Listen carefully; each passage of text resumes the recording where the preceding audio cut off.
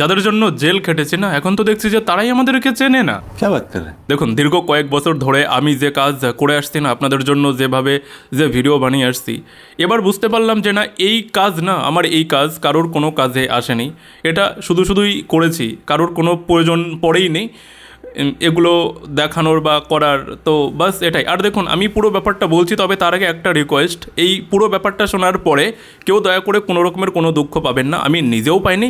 Just পুরো বিষয়টা আমি আপনাদের সামনে তুলে ধরার জন্যই বাস এই ভিডিওটা বানাচ্ছি। তো দেখুন, আজ বিজেপির দীর্ঘ লড়াইয়ের পরে, হ্যাঁ বিজেপির লড়াই এই কারণেই বলছি কারণ এটা আমাদের বা আমার লড়াই তো ছিল না, বিজেপির দীর্ঘ লড়াইয়ের পরে তারা আজকে ক্ষমতায় আসতে পেরেছে এবং তারা অনেক বলিদান দিয়েছে এই ক্ষমতায় আসার জন্য, হ্যাঁ, এবং তারা আজ শপথ গ্রহণ করছেন এবং আজ অফিসিয়ালি বিজেপির সরকার গঠন হচ্ছে, বা হয়তো এই ভিডিও যখন আপনারা দেখবেন তত সময়ে অফিসিয়ালি সরকার গঠন হয়ে গিয়েছে। আর এই যে বিজেপির সরকার যে গঠন হচ্ছে, এবং সবথেকে বড় ব্যাপার যে মুখ্যমন্ত্রী হিসেবে যে আমাদের শুভেন্দু দাই শপথ গ্রহণ করেছেন, এটা আমার কাছে সবথেকে বেশি আনন্দের এবং খুশির। এবং কেন এতটা আমি খুশি সেটা আমি গতকালকে দুটো ভিডিওতে ক্লিয়ার করে বলেছি যে শুভেন্দু দাকে, মানে শুভেন্দুদার মতো একজনই মুখ্যমন্ত্রীর এই পশ্চিমবঙ্গে প্রয়োজন ছিল, যাতে আমরা গর্বের সঙ্গে বলতে পারি যোগীজির পরে, হেমন্ত বিশ্ব শর্মাজির পরে এবং উত্তরাখণ্ডের পুষ্কর সিং ধামি স্যারের পরে আমরা যেন শুভেন্দু দাকেও ওরকমভাবেই দেখতে পারি,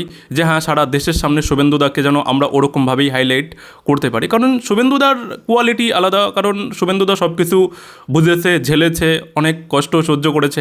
তো যাই হোক, এই ব্যাপারটা তো আমরা অনেকটা খুশি। তবে আসলে ব্যাপারটা যেটা, সেটা আমি আপনাদেরকে এবার বলছি। দেখুন, আজকে যে শপথ গ্রহণ অনুষ্ঠান হচ্ছে, সেখানে প্রায় 22টা বা তারও বেশি, কম বেশি হতে পারে নাম্বারটা, 22টা রাজ্যের শুনেছি যে মুখ্যমন্ত্রী থাকবেন এবং বিজেপির সবথেকে বড় বড় নেতা নেত্রীরা সেখানে থাকবেন। আর সেখান থেকে মানে সেই অনুষ্ঠানে যেন অংশগ্রহণ করতে পারে এমন লোককে না ভিআইপি, কাউকে ভিআইপি এবং কাউকে ভিভিআইপি ইনভিটেশন পাঠানো হচ্ছে। কালকে থেকেই দেখছি যে ফেসবুকে অনেক লোকে এরকমের পোস্ট করছে, কিন্তু আমি ব্যাপারটা বুঝতে পারিনি। পরবর্তীতে যখন তাদের প্রোফাইলে গিয়ে চেক করলাম যে কী ব্যাপার, এনাদেরকে ভিভিআইপি, কাউকে ভিআইপি ইনভিটেশন দেওয়া হচ্ছে, এনারা কী কাজ করেছে একটুখানি দেখি। আমার কাছে তো এমন কোনো কিছু আসেনি। তো তাদের প্রোফাইলে গিয়ে দেখার পর আমি দেখতে পারলাম যে তাদের কিছু লোকের সঙ্গে তো রাজনীতির দূর পর্যন্ত কোনো কানেকশান নেই, কোনো কিছু করেনি, কিচ্ছু নেই, ঠিক আছে। তারপরেও তাদেরকে ভিআইপি ইনভিটেশন দেওয়া হয়েছে। কেন দেওয়া হয়েছে আমি জানি না। তো যেহেতু আমার কাছে আসেনি, আমি ভাবলাম যে তাহলে আমি কেন পেলাম না। খুব ভালোভাবে ভাবার পরে মানে আর কি ভেবেচিন্তে বুঝতে পারলাম যে ও আচ্ছা, আমরা যে কাজ করেছি এই কাজের ওনাদের কোনো প্রয়োজনই ছিল না এবং এই কাজ কোনো কাজেই লাগেনি, তো আমাদেরকে কেন শুধু দেওয়া হবে। এটাই মেন ব্যাপার, এটাই আমি আপনাদের সঙ্গে শেয়ার করার জন্য এই ভিডিওটা বানাচ্ছি। এটাই বাস, আর কিচ্ছু না। তো শিক্ষা খুব প্রয়োজন ছিল, হয়েছে, এটা বলতে পারেন আমার জন্য আরও ভালো।